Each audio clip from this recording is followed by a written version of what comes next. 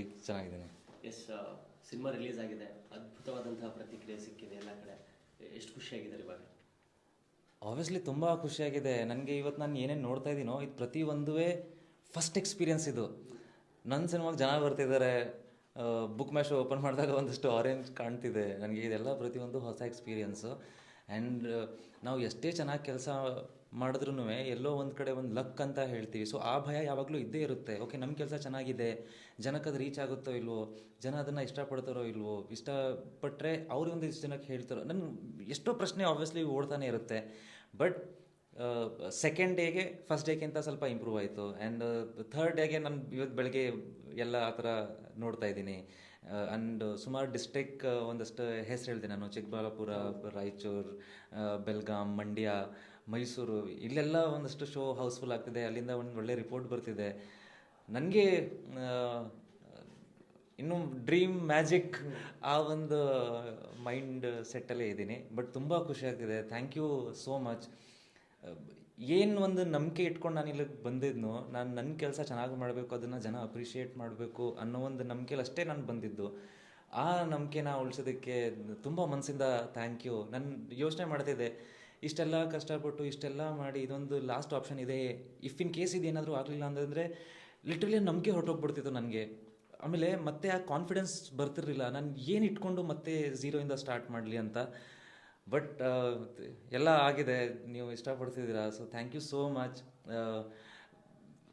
Thank you. ನಾನು ಅಷ್ಟೇ ಹೇಳೋಕ್ಕಾಗೋದು, ನನಗೇನು ಗೊತ್ತಾಗ್ತಾ ಇಲ್ಲ. ಸರ್, ಸಿನಿಮಾದಲ್ಲಿ ನಿಮ್ಮ ಕ್ಯಾರೆಕ್ಟರೈಸೇಷನ್ಗೆ ತುಂಬ ಅಪ್ರಿಸಿಯೇಷನ್ ಬಂದಿತ್ತು, ಪ್ಲಸ್ ನಿಮ್ಮ ಅಭಿನಯಕ್ಕೂ ಕೂಡ.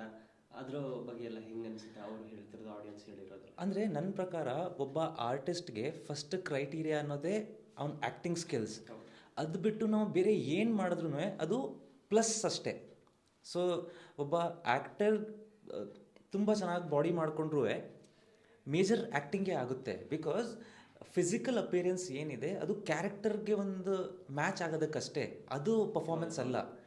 ಪರ್ಫಾರ್ಮೆನ್ಸು ಸೋಲ್ ಏನು ಆ್ಯಕ್ಟ್ ಮಾಡುತ್ತೀವಲ್ಲ, ಸೋಲ್ಫುಲ್, ಅದು ತುಂಬ ಇಂಪಾರ್ಟೆಂಟ್ ಆಗುತ್ತೆ. ಸೊ ನನಗೆ ಏನು ಅಂತಂದರೆ ಜನ ನನ್ನ ಆ್ಯಕ್ಟಿಂಗಿಂದನೇ ಗುರುತಿಡಿಬೇಕು, ನನ್ನ ಆ್ಯಕ್ಟಿಂಗ್ ಇಷ್ಟಪಡಬೇಕು. ನಾನು ಯಾವಾಗಲೂ ಡಿಸರ್ವಿಂಗ್ ಸಕ್ಸಸ್ ಅಂತ ಹೇಳ್ತಿದ್ದೆ.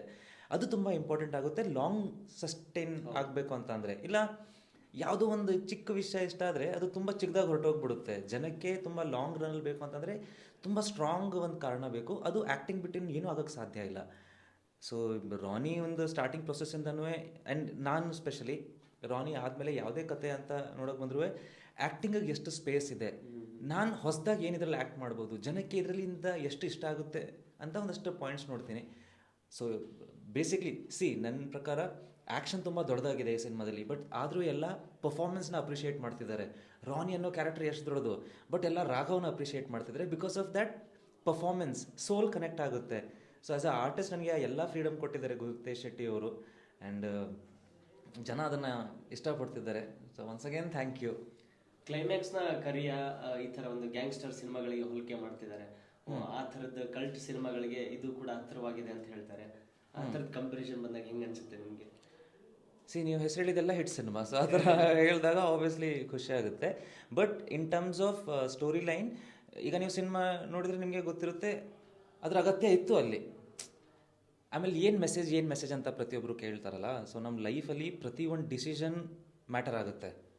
ನಾವು ಆ ಡಿಸಿಷನ್ ತೊಗೊಂಡಾದ್ಮೇಲೆ ಶಾರ್ಟ್ ಟೈಮ್ಗೆ ಅದು ವಾವ್ ಗ್ರೇಟ್ ಅಂತ ಅನ್ನಿಸ್ತಿರ್ಬೋದು, ಬಟ್ ಕರ್ಮಕ್ಕೆ ಫಲ ಇಲ್ಲೇ ಇದೆ ಅಂತ ಹೇಳ್ತಾರಲ್ಲ, ಅದೇ ಮೆಸೇಜು. ಆಮೇಲೆ ಸಿನಿಮಾದಲ್ಲಿ ದರ್ಶನ್ ಅವರ ಅಭಿಮಾನಿಯಾಗಿ ಕೂಡ ಕಾಣಿಸ್ಕೊಂಡಿದ್ದಾರೆ. ಕೆಲವೊಂದು ಸೀನ್ಗಳೆಲ್ಲ ಆಗಲೇ ಸೋಷಿಯಲ್ ಮೀಡಿಯಾದಲ್ಲಿ ಬಿಟ್ಟಿದ್ರು. ಹೌದು. ನೀವು ಅವ್ರ ಕಟ್ಔಟ್ ಮುಂದ್ಗಡೆ ನಿಂತ್ಕೊಂಡು ನೋಡಿ ಭಾವುಕರಾಗುವಂಥ ಸನ್ನಿವೇಶಗಳನ್ನ ಬಿಟ್ಟು ಅದನ್ನು ಕೂಡ ಸೆಲೆಬ್ರೇಟ್ ಮಾಡ್ತಿದ್ದಾರೆ. ದರ್ಶನ್ ಸರ್ ಫ್ಯಾನ್ಸ್ ಕೂಡ ನಾವು ಸಾಥ್ ಕೊಡ್ತೀವಿ ಅಂತ ಹೇಳ್ತಿದ್ದಾರೆ. ಇದರಲ್ಲಿ ಎರಡು ಕಾರಣ ಇದೆ. ಒಂದು ಸಿನಿಮ್ಯಾಟಿಕ್, ಒಂದು ಪರ್ಸ್ನಲ್. ಸಿನಿಮ್ಯಾಟಿಕ್ ಏನು ಅಂತಂದರೆ, ನಿಮಗೆ ಗೊತ್ತು ರಾಘವನ್ಗೆ ಆ್ಯಕ್ಟರ್ ಆಗಬೇಕು ಅಂತ ತುಂಬ ಆಸೆ ಇರುತ್ತೆ. ಆ್ಯಂಡ್ ಒಬ್ಬ ಆ್ಯಕ್ಟರ್ ಒಬ್ಬರು ತುಂಬ ದೊಡ್ಡ ಸ್ಥಾನದಲ್ಲಿ ಇದ್ದವ್ರನ್ನ ನೋಡಿ ನಾನು ಈ ಥರ ಆಗಬೇಕು, ನನ್ನ ಲೈಫು ಈ ಥರ ಆಗಬೇಕು ಅಂತ ತುಂಬ ನೋಡ್ತಿರ್ತಾನೆ. ಅದರದ್ದು ಒಂದು ರೆಪ್ರೆಸೆಂಟೇಷನ್ ಇದೆ. ಪರ್ಸ್ನಲ್, ನಾನು ಒಂದು 2-3 ಸಲ ಹೇಳಿದ್ದೀನಿ ಇದನ್ನು ಆಗಲೇ. ಅಂದರೆ ನನ್ನ ಸೀರಿಯಲ್ ನೋಡಿ ನನ್ನ ಮನೆ ಕರೆದು ಏನು ಅವರು ವೆಲ್ಕಮ್ ಮಾಡಿದರು, ಏನು ಅಷ್ಟು ಪ್ರೀತಿ ತೋರಿಸಿದ್ರು, ಏನೊಂದು ರೆಸ್ಪೆಕ್ಟ್ ನನಗೆ ತೋರಿಸಿದ್ರು, ಅದಕ್ಕೆ ನನ್ನ ಕಡೆಯಿಂದ ಒಂದು ಚಿಕ್ಕ ಗ್ರ್ಯಾಟಿಟ್ಯೂಡ್ ಅಷ್ಟೇ. ಹೌದು.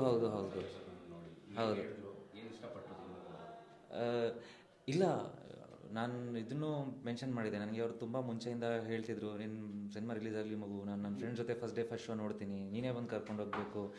ಬಟ್ ಸಿಚುವೇಶನ್ ನಿಮಗೆ ಗೊತ್ತಿದೆ, ಈ ಟೈಮಲ್ಲಿ ನಾನು ಕಾಲ್ ಮಾಡಿ ಇದಕ್ಕೆಲ್ಲ ಕೇಳೋದು ಹ್ಯುಮ್ಯಾನಿಟಿ ಇನ್ನೂ ಅಲ್ಲ ಅದು, ಆ್ಯಂಡ್ ಕರೆಕ್ಟು ಅಲ್ಲ.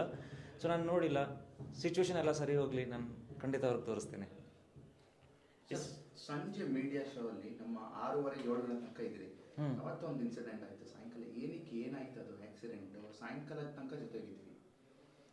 ಹಾಂ, ಅಲ್ಲಿಂದ ಯೂಶ್ವಲಿ ಸಂಡೇಸ್ ನಾನು ಆಶ್ರಮಕ್ಕೆಲ್ಲ ಹೋಗ್ತೀನಿ. ಬಟ್